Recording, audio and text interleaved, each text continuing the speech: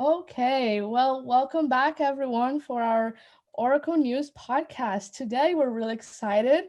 We have Scott Tavlin, USF alumni and radio personality and producer for the Miguel and Holly show at Hot 101.5. So, welcome, Woo! Scott. Thank you. Oh, I'm so pumped to be here. This is cool. Yeah, we're so excited to have you. And as we mentioned in the beginning, George and I, we've been kind of talking about bringing you in the show. You have such a great energy, and we're so excited to finally have this time to discuss a little bit about your experience in the industry, as well as some of your motivations for the Oh, yes. future. Yeah, so Awesome. So plenty of it. Yeah, ask me anything. I'm excited to talk about it. perfect. So let's get started then. First, I wanted to touch base on your radio experience and how did you come to the point you are in your life and in your career. So, when did you know you wanted to become a radio personality? That's a good question. So it's funny because when I first got to USF, I had no intentions of ever going into the media, entertainment, radio world. So I went into USF and I thought I was going to go into the media or the medical world. I was going into physical therapy. I came from an athletic background. I played sports all my life. I was like, well, this just lines up. I'm interested in that. But quickly, I wasn't very interested in the classes. But what I did get involved in is I got involved with the Office of Orientation. And so what happened there was that first summer, so in the summer of 2016, feels like a long time ago. Well, I had the experience of getting on stage with a microphone and speaking to over 500 people. And it was like electricity went through my hands. And the feeling was like nothing I've ever experienced before. And I was like, I love this. Being on stage, interacting with just tons of people, being that person that could not only guide people, but also be the person that they could look toward for a smile, a positive message. I loved it. And I loved entertaining, but I didn't know really that I could turn into anything. And so after that first year, I started switching majors until eventually I landed on communication. From there, I was like, well, what could you do with that? Luckily, I had a friend that also worked in the Office of Orientation with me who was like, hey, by the way, there is, a radio station on campus. You should give it a shot. And I always had this notion of, I think it would be really cool if USF had a radio show that could be just all encompassing, have different student organizations come in and talk about what's going on, because there's so much at USF that I felt like it just went under the radar. I was like, let's bring these awesome things to life. And so my best friend transferred over to USF. We created a radio show, and it was called the Scotty T and Logie Logue Show. And the first moment I walked into the radio station for a tour to get a little view of what it would be like, that's when I knew. It was in my junior year at USF, and I walked in, and as soon as I saw the board at Bulls Radio, I was like, that's it. That's my calling. And I just loved it. Absolutely loved it. I put more time into my 1 hour slot during the week for that show than I did for my classes. And through that, I was like, oh my gosh, like no doubt I should be doing this. And it just happened that the end of that like junior year, one of my professors was like, hey, by the way, Cox Media Group, who's the company I work for, is hiring for the street team. You should, whoever's interested. So I sent over an email. I went to do the interview and I got hired on the spot because I was like, this is what I love to do. How do I get there? And so it kind of just led me right into the building. Right. And I know I like that you bring that up, because I know a lot of discussion when it comes to being in media or journalism type things, media in general, it's a hard market. People talk about a lot to get into. So for you, was it, how did you know that when you're going into it, and how did you kind of brace that mindset? Well, everyone I told, when I finally discovered, when I was doing the show at USF, I was doing my show and I was like, wait, I could actually do this as a career. And I started looking up jobs. But when I told people I wanted to go into radio, they kind of laughed at me. It was kind of like, wait, you're going into radio? Like, I didn't even think it was a real job. But it was extremely difficult because, the biggest thing I saw was that you needed experience. And in my brain back then, I was like, well, I have Bulls radio experience. I'm ready to rock. Put me on the mic. That wasn't going to happen. But the biggest thing is, for me, I knew if I could get my foot in the door, then you have the opportunity to kind of prove yourself. And so it's extremely hard to get started, but I stepped into pretty much the best way to start in radio, which is like the promotions team, the street team. And that's kind of like goes down the line for anybody in media. You got to do whatever you got to do to get your foot in the door. And as soon as that opportunity came, I was sending out applications to other radio stations, but this is the one that just happened to reply, and they gave me a shot to interview. And I think the biggest thing is when you're going into media, like it is such hard work that when you go into the interview, you have to let them know, I have such a drive to do whatever you need. I love this with all my heart. Give me a shot. If they see that, they're going to hire you because they know that it's such hard work that if you don't have the drive to do it, well, you're not going to do it because of how hard it is. Absolutely. I think that you can differentiate a lot the people that have the drive from those who don't, because that's how you kind of stand out among the field, I think. Oh, So yeah, absolutely. it's definitely a great attribute to have. And you mentioned when you were talking about how radio became your passion, about your calling. Yeah. You went through certain experiences that showed this one side of yours that really like brought you that sense of energy. How do you encourage people to find their own calling, especially because it might come in the most unexpected times? Like you were an orientation leader in the middle of the stage and bam, that was it. So Exactly. what can you tell to those people? Yeah, I think the biggest thing that I love to preach is just be willing to just try everything. And I say that as in, if I decided when I first went into college, like maybe not go for an orientation leader or anything, I wouldn't have had the calling. It's just, for me, I thought I knew what I wanted to do. Like I literally thought I was going to be a physical therapist. That was the route. And a lot of people think they have exactly what they want to do, but don't let that take away from, let me just try this. Let me try to go to this event. Let me try to join this organization, just because that's literally what college is for, to expand your mind and just check out new routes. Because I am such a firm believer that there is something out there that is just going to fill your bucket. You're going to love it. You shouldn't just go to a job and just like, what the heck? You're going to be doing that job for so long. You're going to love it. And so for me, it's just try new things. Be willing to just give something a shot, because you don't know, that one thing could change everything. And that was for me. Like I got on stage and it changed my whole perspective on what I wanted to do in life. And then I took it a step further. I was like, well, let me just, as nervous as I was to go into the radio station, just, take a tour. Of course I was nervous. I was meeting someone new. I was going into a new experience. But the moment the door opened, that's when it hit me. I want to go into radio. And it wouldn't have happened if I didn't take that chance and just give it a shot. And so I think if there's any little interest in anything, just dabble in it, see what happens. If you don't like it, you could always not do it, but give yourself the shot to see what happens if you take the first step. Right. Yeah, that's such good advice, especially for people, because the whole stigma around being in arts or anything that's not STEM is very heavy. So that's definitely something that people need to hear. And I know you still stay involved at USF, even past, having your radio show with, are you still in touch with Logan? Logie Logue? Oh yeah, Logie Logue. He's my best friend. He's moved around a bunch, but him and I, we've been best friends since like the age of 9. So we're still best friends. I'll probably call him later today and talk about this. Oh, awesome. Amazing. That's really cool. But I saw on your Instagram that you will host the women's basketball games, or MC for the women's basketball games. Yeah. How a lot of stuff with them. How do you, stay involved still with USF stuff, and what's that experience like for you? So luckily, they caught wind of me when I was still doing a lot of stuff as a student at USF. And that's when I started being able to MC the basketball games. And it's been really cool because as I've slowly progressed in my career, they've kept coming back and asking me if I wanted to MC and giving me more opportunities. And so it's kind of just happened year and year where, we have a good relationship where I'll reach out and be like, hey, especially at the beginning of this year with the pandemic, I was like, I don't know if y'all are going to need me, but, I'm interested. Let me know. And I got the call where it's like, hey, like, now I'm almost 2 years out of school, but they're still going to me as like, we have a good relationship because I love it. It's something that they know it's a passion of mine, and I want to do whatever I can to help their program, because USF, that the whole institution changed my entire life. It has a dear spot in my heart. And so anything I could do for the school, more than willing. And it's literally what I love to do. So thank you, USF, for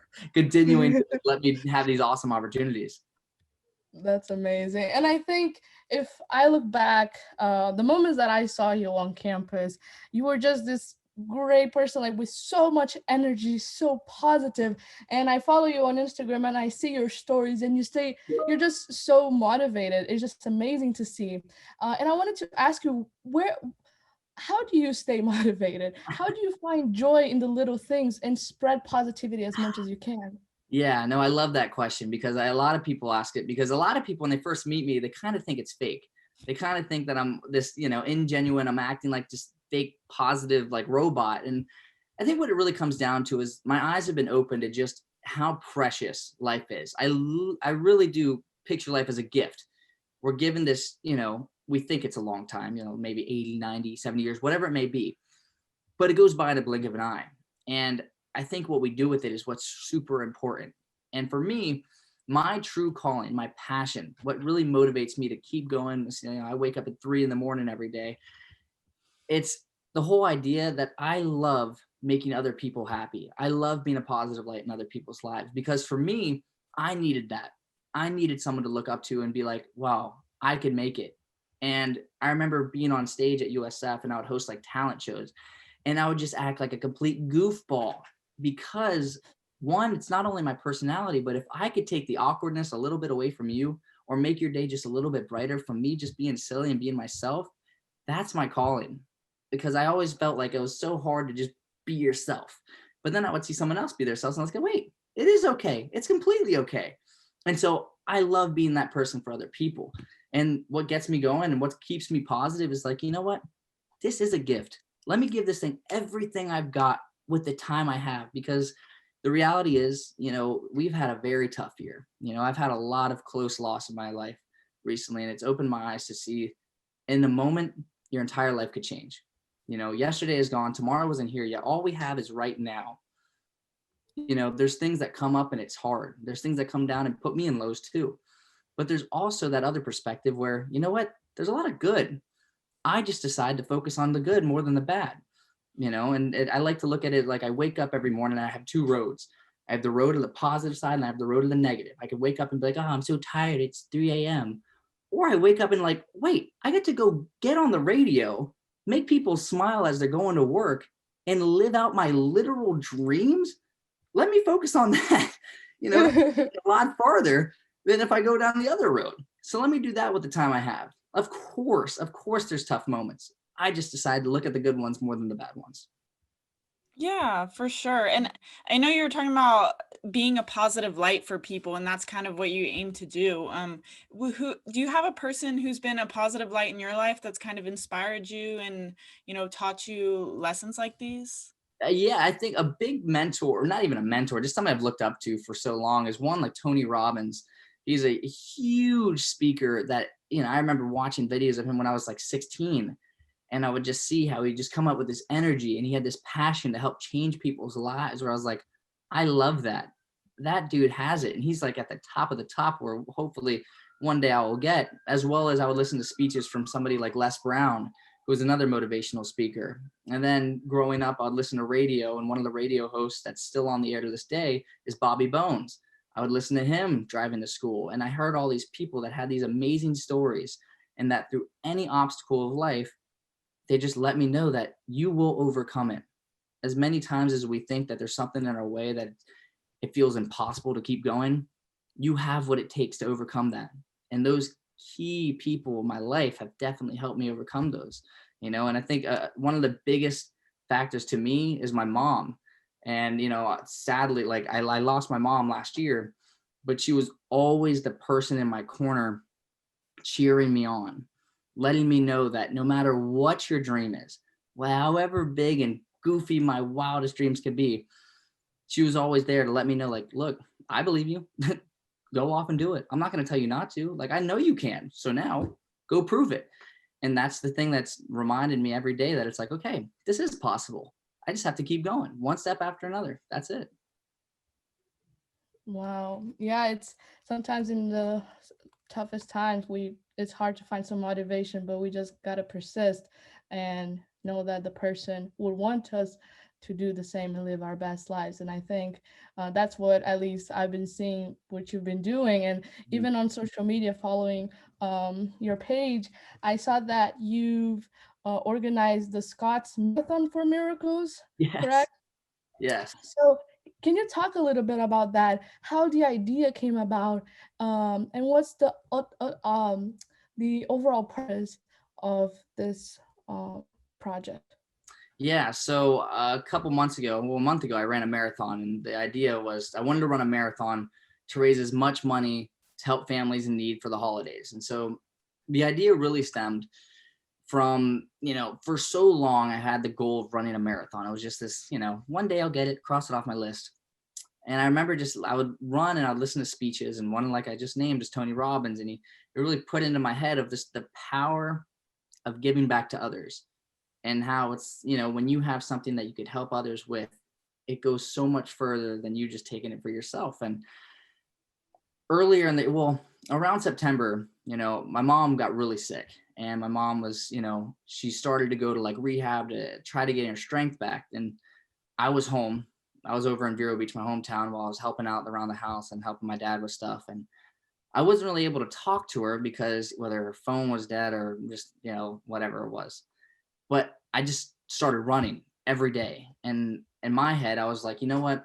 If my mom is going to go and try to get stronger, well, then so am I. Because even though I don't get to talk to her on the phone and let her know that I'm here training with her, maybe there's somehow she just knows. Maybe it's the energy and that, whatever it may be. But on one of those runs, I remembered the goal of running a marathon, and I remembered the idea of being able to help others. And I knew when I was running, I didn't know how things would end up playing out, but I knew it wasn't going to be the same holidays that I was used to. And I don't think it was the same for many families this year. A lot of people had a lot of significant loss. A lot of people weren't able to afford the same gifts and meals that they were able to. And so for me, I knew that I wanted to be able to at least give one family a holiday that I've been so gracious to have in the years past. Because for me, I always was able to have a hot meal, gifts, sit around with family during the holidays. And I knew it wasn't going to be like that, but I wanted to do it for someone else. And so on one of the runs, I was like, you know what? Why don't I just do it? I don't know if there's any races I could sign up for, but why don't I just train for a marathon? I'll run a marathon, and I'm going to make an event, and hopefully I could raise some money to help out some families for the holidays. So at least they could have a good holiday season. As tough as it is right now, let me help the ones that really need it. And I wrote it up on Facebook. I created an event. And to be completely honest, I thought it was just going to fail. I didn't think anybody would truly care about the event, but I knew that that idea came to me for a reason. And so I had to act on it. And so I put it up there, and within 12 hours, my initial goal was $2,400, and I hit it. Boom, already passed it. And it just blew my mind. I was like, oh my goodness, like, I can't believe this is happening. And then from there, it's just throughout the month, we were able to raise over $6,500 and donate it all to Metropolitan Ministries and do exactly what I promised my mom I would do. And that was to help families this holiday season, have that meal, give those gifts, be together for the holidays, because that meant so much to me. And from a little idea on a run, it was able to help so many people. Wow, that's amazing. Such a beautiful initiative. And I think, or you even touched base on that, the challenges we faced in the previous years. And I even wanted to ask you, what did it mean to you that so many people contributed to this project? And also, despite having this challenging year, they all got together, united to fund such a beautiful project to bring that to family, that holiday to families. Yeah, it's so powerful. It's almost hard to put into words. And the things that come to mind is, during the pandemic, it was very easy to feel alone. You weren't able to go to the same routines you had. You weren't able to see friends or maybe even see family. And for me, it was such a reminder that we truly are together, that we truly have each other's back. And the support that I was able to have, it meant the world. Because like I said, when I first put it up, I had no idea what to expect. I was hoping maybe I would hit the $2,400 goal. And to see the amount of support, the amount of positive messages, the amount of people that would donate, the amount of people that would just share the page just showed me that so many people have my back, and it means the world and makes me want to do more. Because I'm like, wait, we are together on this. We can come together for a common goal and accomplish so much when we decide that we have one dream. And it meant so much for me to be the one that could help lead that pack. But it also reminds me that, people are there supporting each other. People are there that want the greater good for the community. And I think in a year like last year, we definitely needed that. And honestly, I wouldn't be doing the things that I'm doing without all that support. And so it's just a reminder, I'm so grateful for everyone that stepped up and just helped me out every step of the way. Yeah, and it's amazing that the way people come together during the holiday season. I know my dad's a big holiday person that when the holiday season comes around, he's giving out $20 tips. He's all about being giving like that. So, and I love hearing stories like that. It's so nice to hear, especially with 2020, like you said, being so isolating. Yeah. It's nice to hear that people can come together like that. And hopefully into this year, it's been a little rough so far, but what would you say just for people to going into 2021? I know we're still facing some of the issues in terms of the pandemic from last year, but with the vaccine and everything, how do you think people should have an outlook on this year as we get into it? I think, for me, it's just one, like the reminder I had with that entire event is that, there's a lot more good than we truly see. I think there's a lot of amazing people that don't get put in the spotlight, that aren't on all these crazy situations that are happening. We have to remind ourselves that it's so easy to get wrapped up in all the negative. And it's so easy to go on social media and think that the entire world just hates each other. And there are so much darkness out there. But also in these trying times, like, remember, there's so many good people, and remind us that, like, we will get through this. Well, we have to hold on to that hope that it's like, look, like, my neighbor is not evil. The people that are across the street, no, they don't hate me. We all, at the same time, I think a majority of us have the same goal, that we want the most and the best for each other. We have to remind ourselves this in this tough time, because the reality is the people that are getting put up on, TV screens and social media screens that are getting all these views and clicks because of their outrageous acts, that's just a small segment. That's to get you to watch it. Of course it is. Like, that's literally how we make money just in life, because you're going to watch it. But don't let that distort your vision that humanity isn't good. The majority of humans are still good. We have that initiative within us. We have to focus on that. And honestly, when you have a chance to come together with your neighbors and be better, choose that. Don't get wrapped up in all the Facebook comments because you're going back and forth. Like, go help out a local organization, go volunteer somewhere. Remind yourself that there are people doing amazing things. Let's focus more on that. Let's do those things instead of getting wrapped up in arguments on Facebook. Absolutely. Yeah. Sometimes we get into a spiral on social media that is like never ending. With so much happening in the world, we just see so much activity, and sometimes we just forget to, okay, let's unplug and live outside the screens.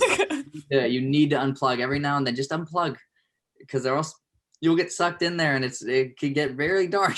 And you remind yourself, it's not all dark. There is some light. Go find the light.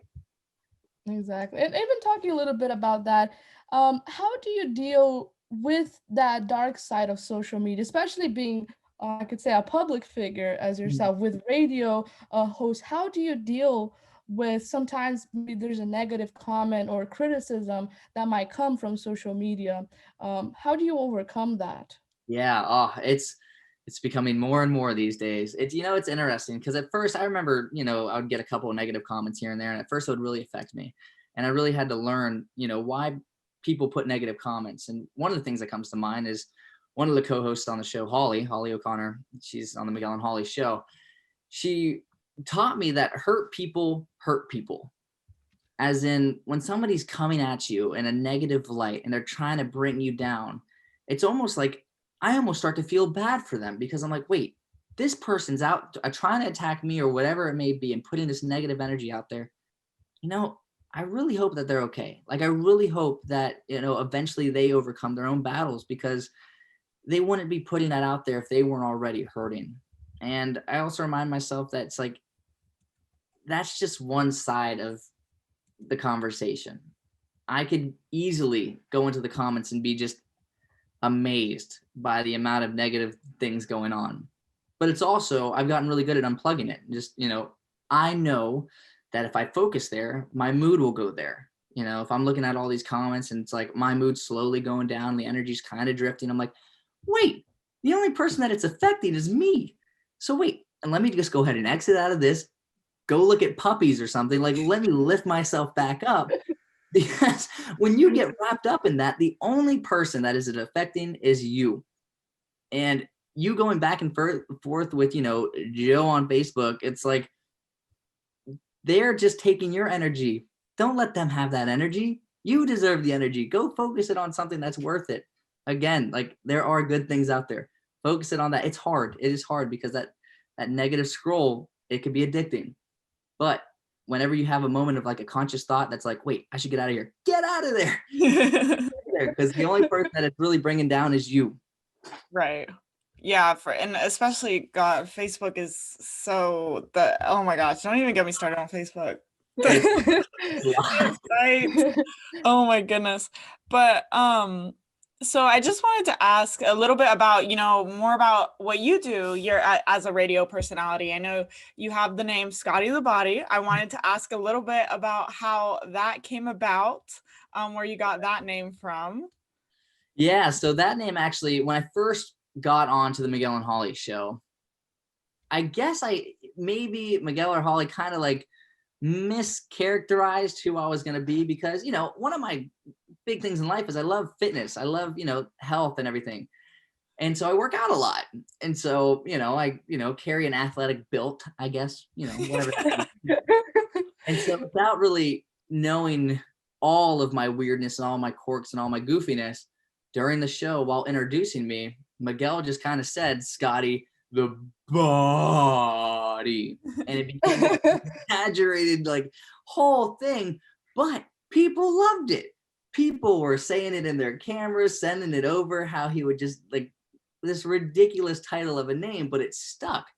And it just stayed with it. And slowly they realized that it's like, it might have seemed in the beginning that when I first got on the show that my whole thing would be like, I'm this bro dude that all I do is work out and I'm blah, blah, blah.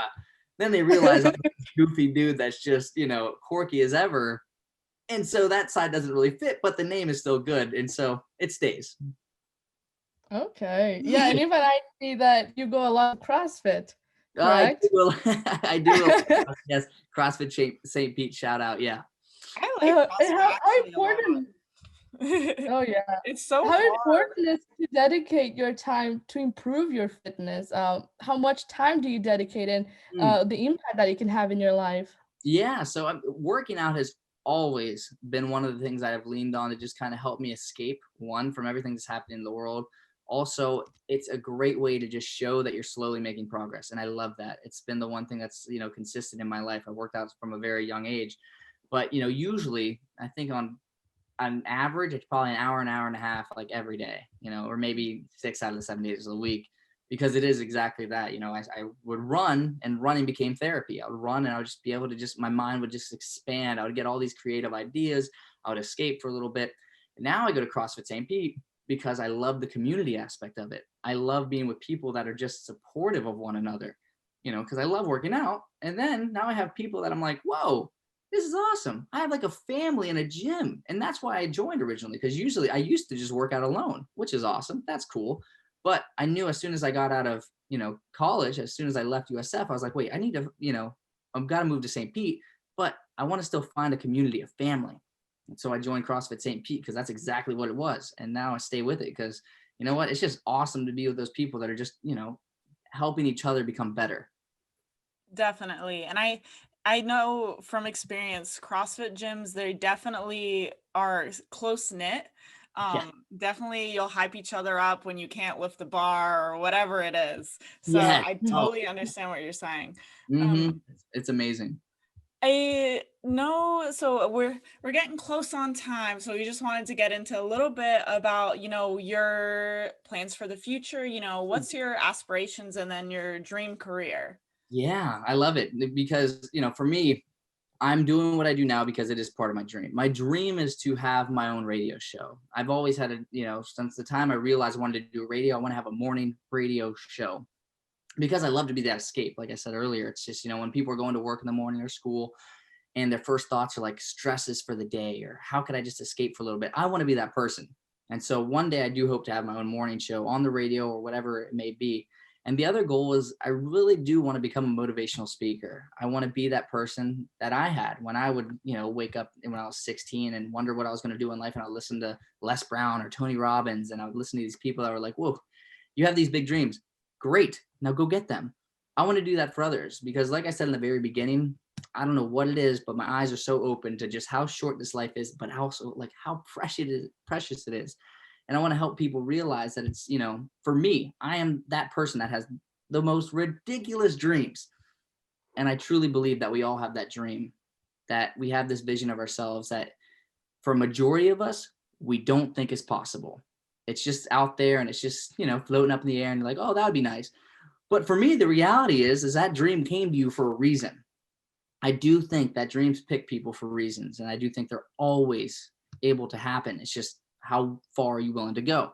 So I hope to be that person one day that's traveling around stages, getting in front of audiences and helping people realize that it's like, yo, that crazy dream right there. Yeah, that was me too. And now I get to live that. And I hope other people could take that same step and accomplish their dreams. Yeah, and that's such a gift to have that mindset. I know I appreciate people like you. Definitely hearing, especially just now, hearing, not even just recording this podcast, I'm like having a therapy session a little bit. I'm like, wait, I can do this. So we really appreciate you coming on and speaking to us, hearing what you have to say about life and your dreams, how you got to where you are now.